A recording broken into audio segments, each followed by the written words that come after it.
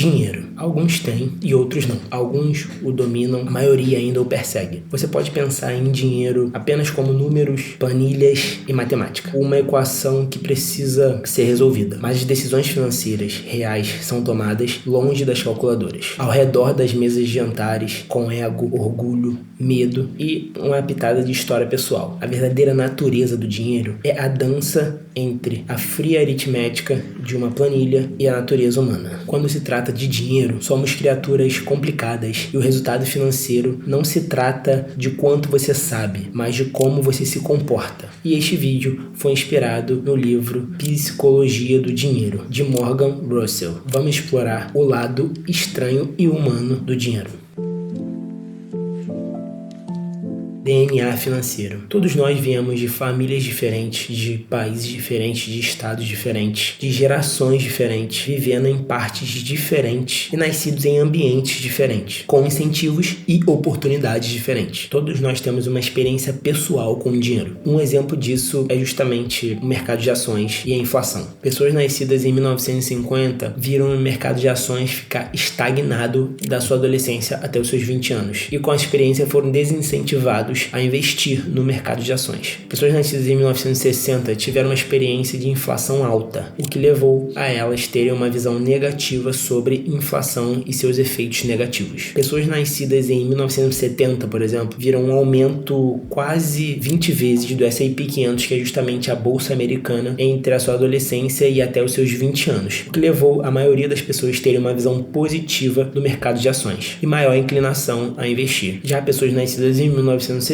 experimentaram uma inflação relativamente baixa durante a sua vida, levando menos preocupação e conscientização sobre esses temas. A experiência dessas pessoas na sua adolescência com a inflação e o mercado de ações molda o comportamento e a atitude em relação a investimentos e decisões financeiras nos dias de hoje. As pessoas justificam suas decisões financeiras com base no óculos que eles colocam para ver o mundo, ou seja, com base nas suas experiências e na visão que elas têm de mundo, que foi transmitido pelos seus pais e moldado por suas experiências únicas de vida. Embora sejam mal informadas, tomem decisões ruins ou decisões irracionais, suas ações fazem sentido para ela, naquele momento, e estão alinhadas com sua própria história pessoal. Como disse Russell, abre aspas, as pessoas fazem coisas malucas com dinheiro, mas ninguém é maluco, fecha aspas. Nós temos visões de mundos diferentes e visões de mundos únicas, então a sua decisão é estritamente baseada em como você vê o mundo. E ninguém é maluco, a gente só toma decisões baseadas na lente que a gente bota nos nossos olhos. Aquela lente, aquele ponto de vista não necessariamente está certo ou errado. Vai depender muito do momento que você está. Reis dos juros compostos. Não há dúvida que Warren Buffett é um dos maiores investidores de todos os tempos. O que é impressionante é que 81,5 bilhões dos 84,5 bilhões do seu patrimônio líquido foram ganhos depois que ele atingiu a meia-idade. Russell explica que poucos prestam atenção suficiente no fato mais simples. A fortuna de Buffett não se deve apenas a ele ser um bom investidor, mas ser um bom investidor desde que ele tem literalmente 10 anos. Como resultado de investir desde os 10 anos de idade, Buffett foi capaz de aproveitar o poder dos juros compostos. Vamos supor aqui que você invista R$1.000 com uma taxa de juros a 8%. Seu investimento inicial lhe renderia em torno de R$80 após um ano. Se você reinvestisse o total de R$1.080 a uma taxa de 8% ao ano, a mesma taxa que eu falei anteriormente,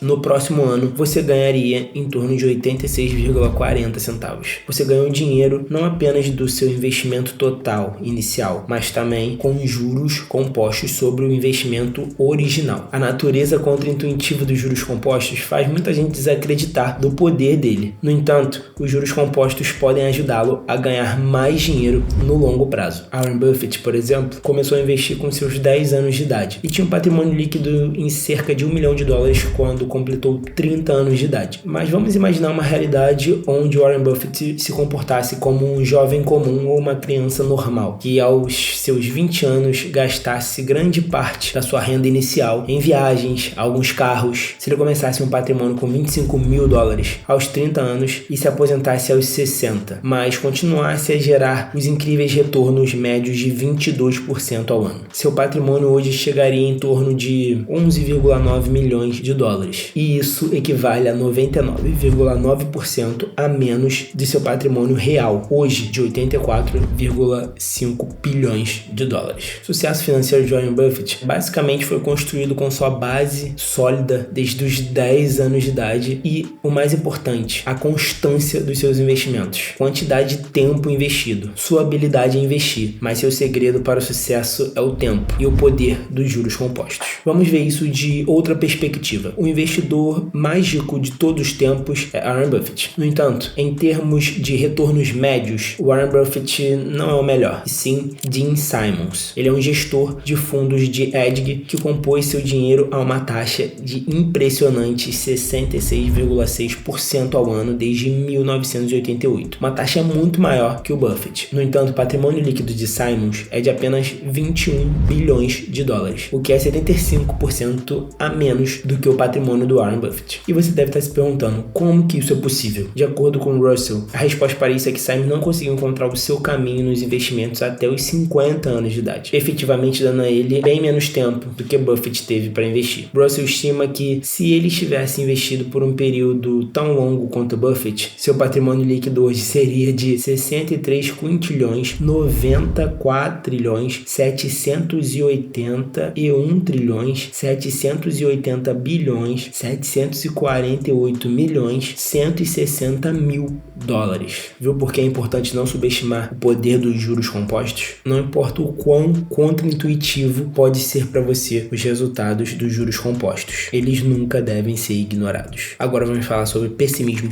e dinheiro. O otimismo é a crença de que as chances de um bom resultado estão a seu favor ao longo do tempo, mesmo que haja contratempos pelo caminho. Mas quando se trata de dinheiro, todos temos uma inclinação para o pessimismo que guardamos no coração. No entanto, olhando para trás, as coisas geralmente melhoram ao longo dos anos. Então, por que estamos mais inclinados a abraçar o pessimismo do que o otimismo? A resposta é clara: coisas boas levam tempo. Não acontece da noite para o dia. O dinheiro é um assunto que atrai pessimismo por várias razões. Vamos começar com o fato de que o dinheiro é importante para todos nós. Quando ouvimos falar sobre algo ruim acontecendo na economia, tendemos a prestar atenção por mais tempo. Por exemplo, uma queda de 40% no mercado de ações ao longo de 6 meses provavelmente atrairá mais sua atenção e até atrair intervenção do governo. No entanto, a natureza incremental de um aumento de 140% ao longo de 6 anos pode passar despercebida. A cada ano, 500 mil de vidas americanas são salvas pelo progresso da medicina nos últimos 50 anos. No entanto, o progresso lento atrai menos atenção do que perdas rápidas e súbitas, como terrorismo, acidentes de avião e desastres naturais. Há muitas tragédias repentinas, mas poucos milagres repentinos. Para ser prático, não precisa ser muito pessimista. Apesar dos contratempos, podemos manter a crença de que, no longo prazo, as chances de um resultado positivo estar ao nosso favor são maiores. Ao assistir notícias que enfatizam a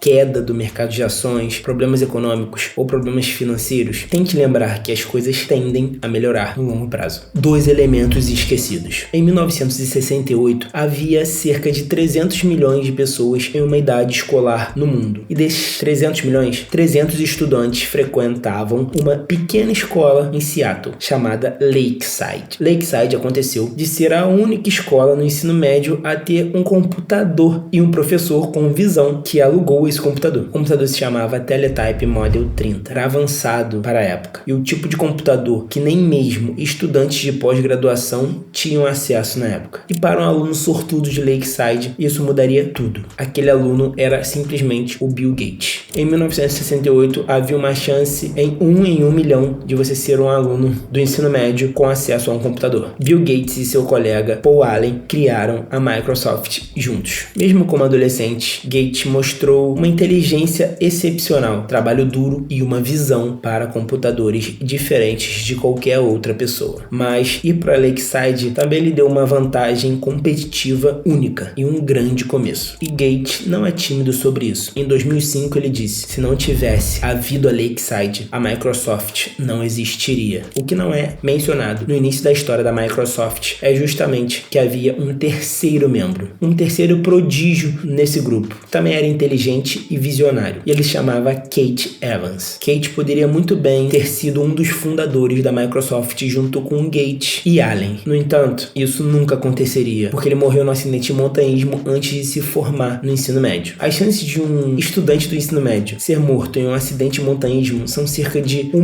em 1 milhão. Tão difícil quanto Bill Gates e Paul Allen conseguiriam um início único de 1 em 1 milhão, sendo os 300 alunos que têm acesso a um computador entre 300 milhões de pessoas. A sorte e o risco são como o vento e as ondas que determinam o curso de um veleiro. O marinheiro pode controlar o leme e as velas, mas no final das contas, a direção e a velocidade do barco são influenciados por fatores externos que não podem ser totalmente previstos ou controlados. A busca pelo sucesso está cheia de reviravoltas. Entender que sucesso é uma combinação complexa de fatores, incluindo talento e sorte, pode nos ajudar a abordar nossas próprias decisões financeiras com mais humildade e perspectiva. A chave da felicidade. As pessoas querem se tornar mais ricas para se tornarem mais felizes, mas segundo Russell, a chave da felicidade é a capacidade de fazer o que você quiser, quando quiser e com quem quiser, por quanto tempo quiser. A busca pela riqueza material levou a pessoas a trabalharem mais e abdicar do seu tempo e o controle sobre a sua vida. No entanto, estudos mostram que ter controle sobre sua vida é um indicador mais confiável de sentimentos positivos de bem-estar, mais do que salário, tamanho de casa e prestígio social. Controlar o seu tempo